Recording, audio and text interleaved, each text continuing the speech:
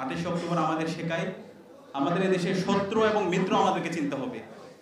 রাজনীতিতে যদি আমরা শত্রু এবং মিত্র চিনতে ভুল করি, তাহলে আমাদেরকে আবার দীর্ঘ ফেসিবাদ, আবার দুঃশাসনের মধ্যে দিয়ে আমাদেরকে যেতে হতে পারে।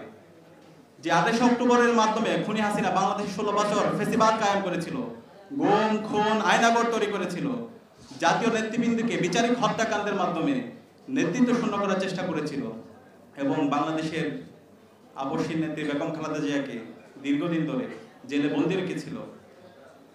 সেই 28 অক্টোবর থেকে আমাদের শিক্ষা নিতে হবে। আমরা যদি শত্রু এবং মিত্র এখন পর্যন্ত আইডেন্টিফাই করতে না পারি, তাহলে সামনে আবার আমাদের জন্য দুঃশাসন আসতে পারে।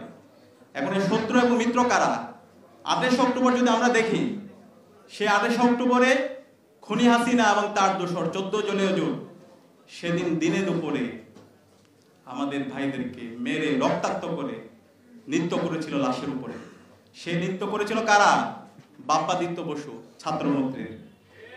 এই দোসররা, এই কালচারাল ফেসিস্টরাই শাহবাগ কায়েম করার মাধ্যমে বাংলাদেশে দীর্ঘদিন ধরে ফেসিবাদ কায়েম করেছিল। আমাদের আলেম ওলামাদের উপর যে হত্যাকাণ্ড হয়েছিল, সেই হত্যাকাণ্ডের বৈধতা দিয়েছিল। আল্লামা দেলোয়ার হোসেন সাঈদীর রায় পরবর্তী সারা দেশে যে গণহত্যা সংঘটিত হয়েছিল, সেই গণহত্যার বৈধতা দিয়েছিল। এবং বাংলাদেশে যে ফেসিবাদ কায়েম হয়েছিল, খুনি হাসিনাকে ফেসিস্ট হতে যারা সহযোগিতা করেছিল, তারা হচ্ছে এই কালচারাল ফেসিস্টরা।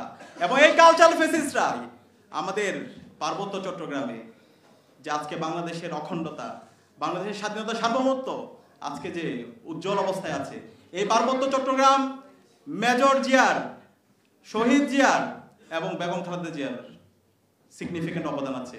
আজকে পার্বত্য চট্টগ্রামের সিকিউরিটি ইনশিওর করার ক্ষেত্রে আমরা শহীদ জিয়ার গুরুত্বপূর্ণ অবদান দেখতে পেয়েছি। কিন্তু এই পার্বত্য চট্টগ্রামের স্বাধীনতা, সার্বভৌমত্ব, অখণ্ডতা এবং বাংলাদেশের অখণ্ডতা নষ্ট করার জন্য এই কালচারাল ফেসিস্টরাই বিভিন্ন ধরনের ষড়যন্ত্র এবং চক্রান্ত করছে। সেখানে আমাদের এই শত্রুদেরকে চিনতে হবে। জুলাই বিপ্লবের পরে আজকে এদেশের মানুষ আজাদি পেয়েছে, এদেশের বাংলাদেশপন্থী মানুষরা আজাদি পেয়েছে। এই বাংলাদেশপন্থী মানুষদের মধ্যে বিভাজন তৈরি করার জন্য এই কালচারাল ফেসিস্ট শক্তি আবার নতুনভাবে ষড়যন্ত্র এবং চক্রান্ত করছে। আমি সবাইকে অনুরোধ করব, এই 28 অক্টোবর থেকে শিক্ষা হচ্ছে এই কালচারাল ফেসিবাদের বিরুদ্ধে, কালচারাল ফেসিস্টদের বিরুদ্ধে, মুজিববাদের বিরুদ্ধে আমাদের সবাইকে ঐক্যবদ্ধ থাকতে হবে। আমরা কি পারবো? ইনশাআল্লাহ, ইনশাআল্লাহ। এবং একই সাথে আমি অনুরোধ করব, আমাদের আজকে জুলাই বিপ্লবের পরে 1 বছর হয়ে গেছে, অন্তর্বর্তীকালীন সরকারকে শহীদদের রক্তের উপর বসানো হয়েছে। যে প্রত্যাশা, যে আকাঙ্ক্ষা নিয়ে আমরা বসেছি, যেভাবে বিপ্লবকে ধারণ করার দরকার ছিল, আমরা তার ব্যর্থ হয়ে দেখতে পাচ্ছি। আজকে আমরা অনুরোধ করবো অন্তর্বর্তীকালীন সরকারকে, বিগত ফেসিবাদী আমলে খুনি হাসিনা এই 28 অক্টোবর থেকে শুরু করে, পিলখানা হত্যাকাণ্ড থেকে শুরু করে, আল্লামা দেলোয়ার হোসেন সাঈদীর রায় পরবর্তী গণহত্যা, বিচারিক হত্যাকাণ্ড এবং বেগম জিয়া থেকে শুরু করে বেগম জিয়ার উপর যে দীর্ঘদিন ধরে কারাগারে নিষ্পেষণ করা হয়েছে, এবং ছাত্রদল, ছাত্র শিবির এবং বিএনপি, জামাত সহ বাংলাদেশপন্থী রাজনৈতিক দলের উপর যারা নির্যাতন, নিষ্পেষণ করেছে, যারা গুম করেছে, আয়নাগর তৈরি করেছে, খুন করেছে, এই সকল চক্রকে দৃষ্টান্তমূলক বিচারের আওতায় নিয়ে আসতে হবে। এবং এই জুলাইয়ে যে গণহত্যা এবং শিশু হত্যা সংঘটিত হয়েছে, এই প্রত্যেকটা হত্যাকাণ্ডের বিচার এই দেশে হইতে হবে। খুনি হাসিনাকে দেশে আনতে হবে, তাকে ফাঁসিতে ঝোলাতে হবে।